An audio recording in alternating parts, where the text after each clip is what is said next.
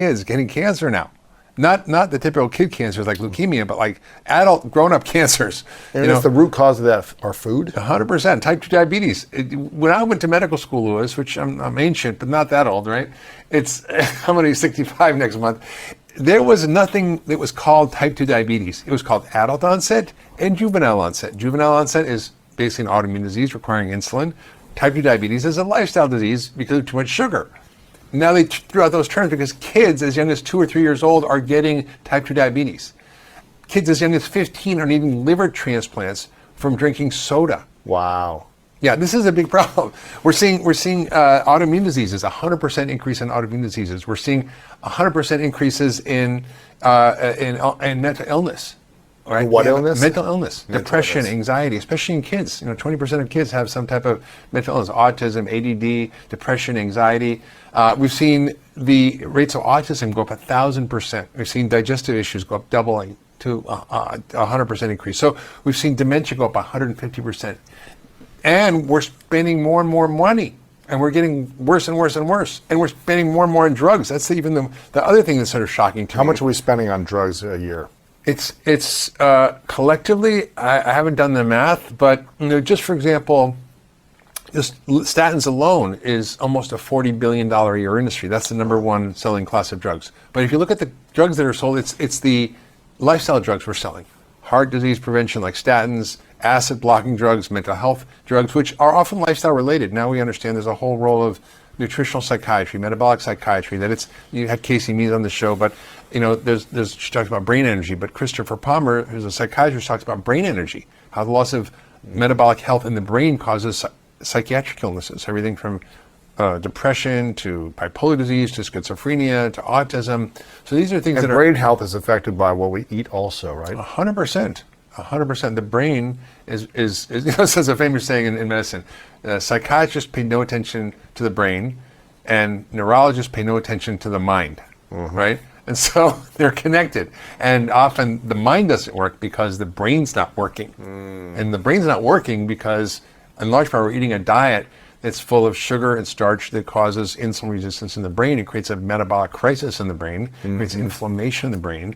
And all these diseases are inflammatory diseases, even things that aren't like allergies and autoimmune disease. And we've seen allergy rates go up dramatically in kids. And we've seen all these problems, and we're spending more and more on all these drugs. We're spending more and more. Like we've seen a 400% increase in the use of diabetes drugs, a 300% increase in the use of cardiovascular drugs. We've seen a 400% use of psychiatric drugs increase. We've seen increase in cancer therapies and 500% increase in the use of autoimmune drugs. And respiratory drugs, 200%, pain drugs, 400%, GI drugs, 300% increase. So we're pouring more and more drugs on everybody. We're getting sicker and sicker. We're spending more and more money. It's $1 in $5 in our economy. Wow. And nobody's asking why. It's like.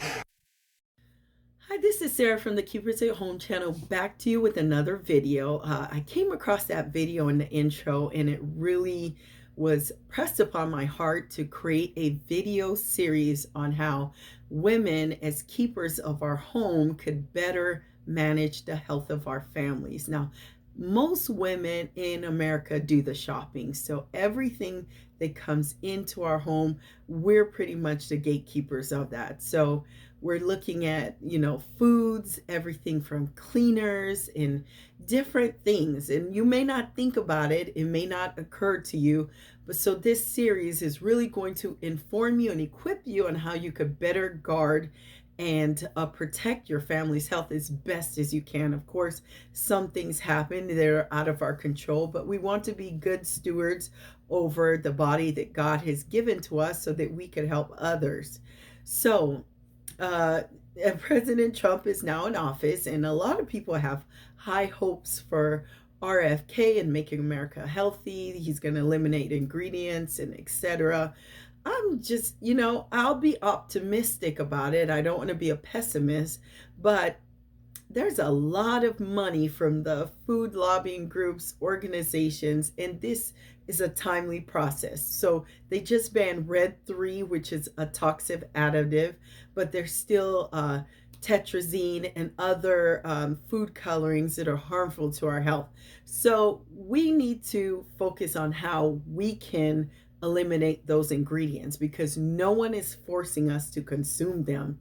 No one is forcing us to use certain cleaners that are hormone disruptors, and I'll go into what that is in another video. But one thing we know for sure, whatever is happening to us as a result of this food, the allergens, the hormone disruptors, is causing our children to start their biological clock for their life. It's cutting it short.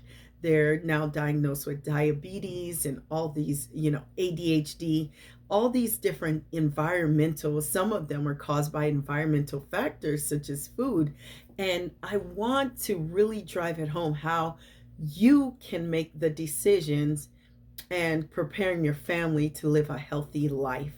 I could tell you now, the government is not going to fix everything. Part of it, yes, has to do with food, and they could ban the extra food coloring, the toxic ingredients. But at the end of the day, portion will be an issue as well, and the activity level of your family will be an issue.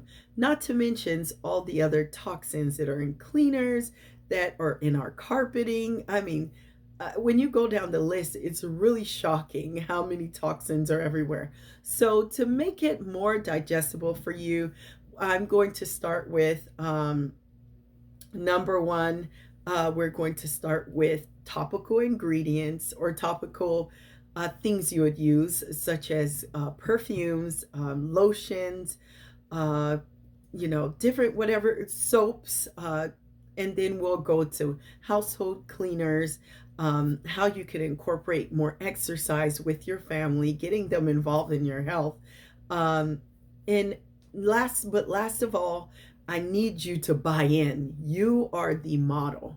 Ever since a young age, you see these videos on YouTube where there's a cute baby and the parent is holding them and they're eating something, and they're at the age where they're now interested in food. You could see that child's eyes looking at what you are eating, and etc. And that's going to continue on for the rest of their lives. You are modeling what it looks like to be healthy, what it looks like to eat healthy and live an active lifestyle. Now, I'm not saying you have to be a marathon runner or anything like that, but based on the intro video with all these chronic illnesses that are plaguing children, childhood cancers and different things like that, I just want to get you to buy into doing this for your family, because you are the gatekeeper for your family's health. A majority of things you do will impact them. So if your children are suffering from being, overweight and, etc., you have to take responsibility for some of that. Now, of course, if your children go to school, or maybe they have a health condition that predisposes them to that, that's a different situation. But for the majority of households in this country, it comes down to healthy eating habits. And we've all heard how diabetes runs in my family, high blood pressure runs in my family. Well, the way our behaviors are conditioning not only our bodies, but they're conditioning our children. So if they're accustomed to eating unhealthy, that's why they would have diabetes, just as the parents will have diabetes. So their eating habits are passed down from generation to generation. It's a generation curse as opposed to a predisposition. So I want to help you take the steps to take accountability and try to drive that ship towards so it's on a better course. And I hope you watch the videos of this series. I think you'll find them very informative, and you'll be more empowered to help your family out. And we just want the best, health, so that we are empowered to help others. And you want to see your children be healthy and your grandchildren. So the steps you take today will impact future generations tomorrow.